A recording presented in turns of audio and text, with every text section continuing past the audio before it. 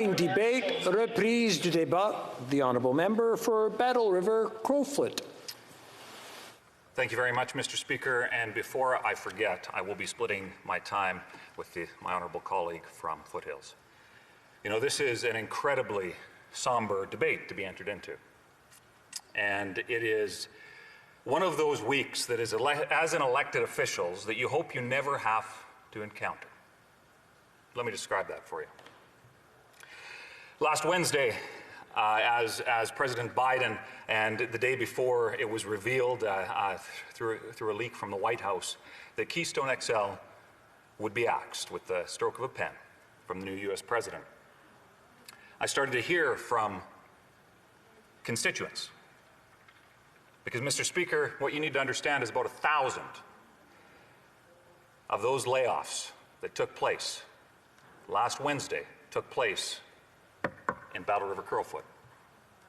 As I talked to pipe fitters, welders, heavy equipment operators, laborers that work directly on that pipeline, uncertainty ruled the day, their families. And in many cases, not just uncertainty in terms of their immediate future, but the Keystone project was a godsend for them.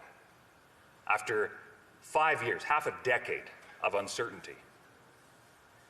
And then, Mr. Speaker, talking to those directly affected was heartbreaking, to say the least. But then further, he talked to a single mom who saw the ability, because of an uptick in the economic fortunes of the region, the ability to send her kids to piano lessons for the first time in a long time. Once again, that being called into question. I talked to seniors that for the first time in some cases years, they didn't have to worry about whether or not to pay the power bill or to put groceries in the fridge because there was a Keystone XL employee that was boarding in their house. Hotels that were empty, especially in an industry devastated by COVID, that finally had people staying in them. Grocery stores, tire shops, small business owners saw that there was once again a glimmer of hope in the midst of very, very challenging times. You know, Mr. Speaker, I have on a number of occasions talked about the energy industry and will continue to boast about our world-class energy industry. But I want to start my speech off that way because this is not simply an issue of a pipeline. This is an issue, a very, very human issue, and has a particular impact in my constituency where there is now literally 200 kilometers of pipe. The entire project, for some context, the Alberta side of this project is entirely located within my constituency, with the genesis of the pipeline being in Hardisty, an incredible place which I would invite any members, especially those critical of the industry that we're talking about today, I would invite them to come to Hardisty, Alberta, to see the world-class industry in action that we have. That's where the pipeline starts, then makes its way southeast through my constituency, near my hometown actually, where my family still farms, all the way to the Saskatchewan border where it was meant to continue to the United States. Mr. Speaker, there is a massive human cost to the cancellation of this project. And I've outlined a few of those today. Now, as I've listened carefully to the debate, you know, I hear the member talk about how he thinks somehow the former Liberal member and parliamentary secretary, how he thinks somehow we're playing politics with this issue. Well, I'd hope that the way that I started humanizing this very real issue talks about how it's not politics. This is about the livelihood of Canadians. Now, the Prime Minister and his Liberal government had the opportunity, starting what should have been last May, knowing that there was an American election underway, had the opportunity to engage with American counterparts, put politics aside, and stand up for what's in the best interest of Canada. Now, I find it interesting, the Minister of Natural Resources and other Liberals today have somehow been making the case that that's what they've been doing. Well, a phone call to the President admitting defeat doesn't count as standing up for an industry, standing up for those 1,000 jobs that were lost last week. It is incredibly troubling that over the last number of months, and then you had an election in the United States, and a transition that took place leading up to the swearing in of the new administration this past week. This government should have been fighting for Canadians. I'm not asking for anything special. I'm just asking and acknowledging the fact that they failed to do just that. And the number of conversations that I've had in this last week bring a heartbreaking reality to light. This government has failed. I've heard a lot of discussion today around, how the oil industry, it's just time to move on. In fact, a member from the Bloc said that this project was doomed to fail. And 11 months ago when we were debating the Tech Frontier project that was also canceled, we saw similar type language. Well, you know what, Mr. Speaker?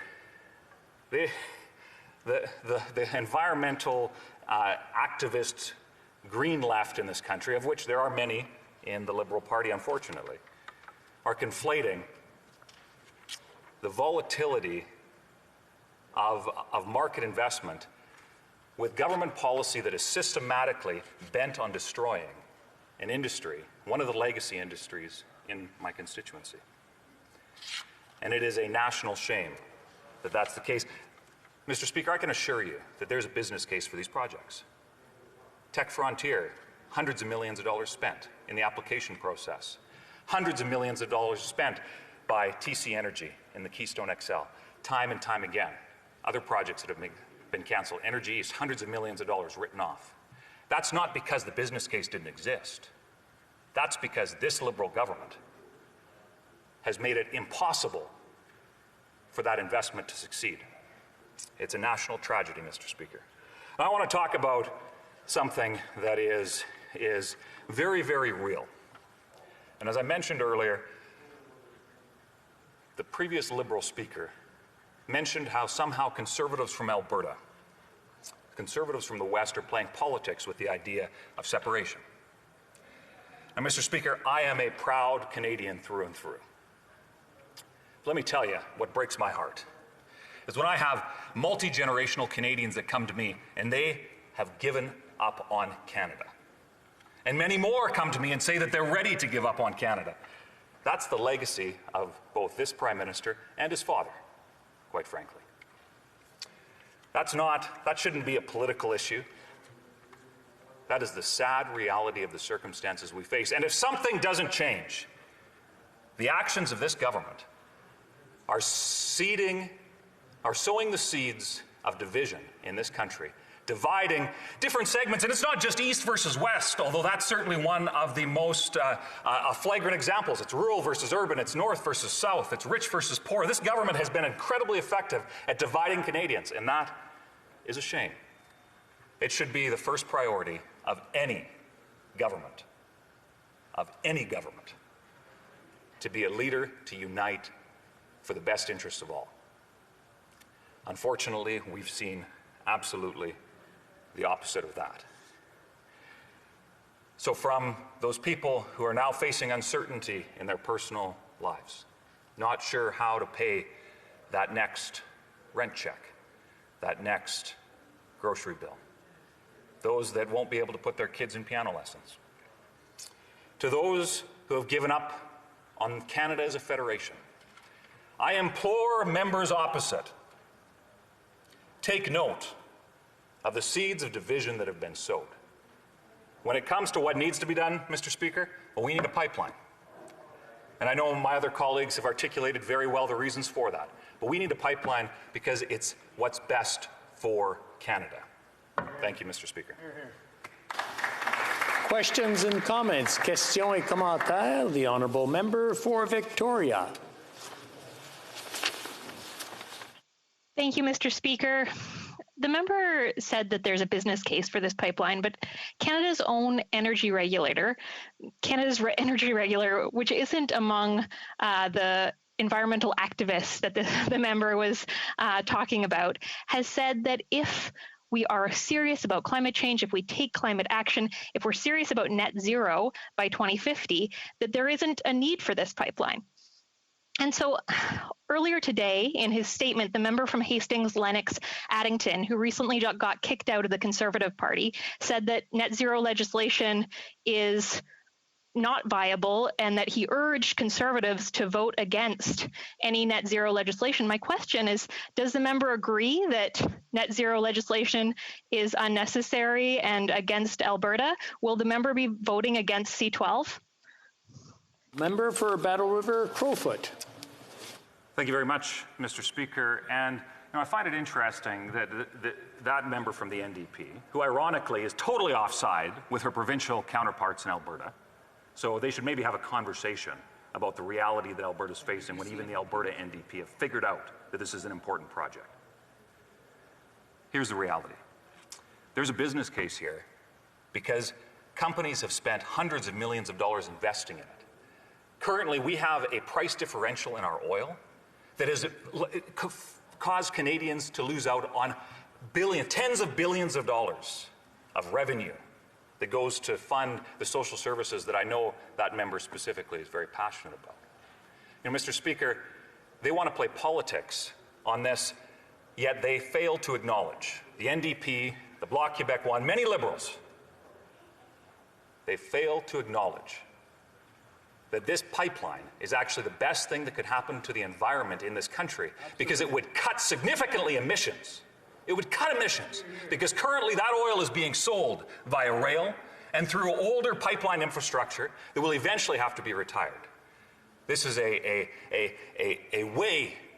efficient way to produce to ensure that a world-class product produced in Alberta, in Canada, gets to market. Mr. Speaker, while the NDP and other green activist left parties want to play politics on this issue, Conservatives are standing up for Alberta, standing up for our world-class energy sector. Questions and comments? Questions et commentaires. L'honorable député de Repentigny. The honourable member for Repentigny. Thank you, Mr. Speaker. I must say that I agree with much of my colleagues' speech with regard to workers and their families. Many of us tonight have said that we need solutions for these workers. Saskatchewan takes these workers and the equipment to do geothermal engineering. So there is a way of recycling workers to another stream. But President Biden made an election promise. What does my colleague think of election promises? When the Conservatives go into an election, they will make promises.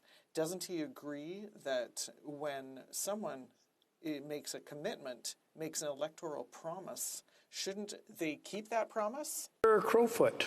I find it ironic that I've heard from the Bloc all night about how somehow the federal government, the national government of Canada should be intruding in provincial jurisdiction. I find that ironic. And further, I find it ironic that the Bloc would be talking about election promises, a separatist party that's been around for, 40 years and have accomplished nothing that they've ever set out to accomplish. So certainly they need to think carefully before trying to lecture us. But look, I was incredibly surprised by the argument that the Prime Minister made saying, we'll respect the decision because it was their election promise. Because quite frankly, the Liberals have done very little in terms of respect their election promises and the laundry list of failures on that front. Yet, when it comes to standing up for a project and what is effectively a sanction against Canada, an economic sanction against Canada on the first day of a new administration, the Liberals failed in its entirety to stand up for Canadian interests. Mr. Speaker, that's a national shame. Resuming debate.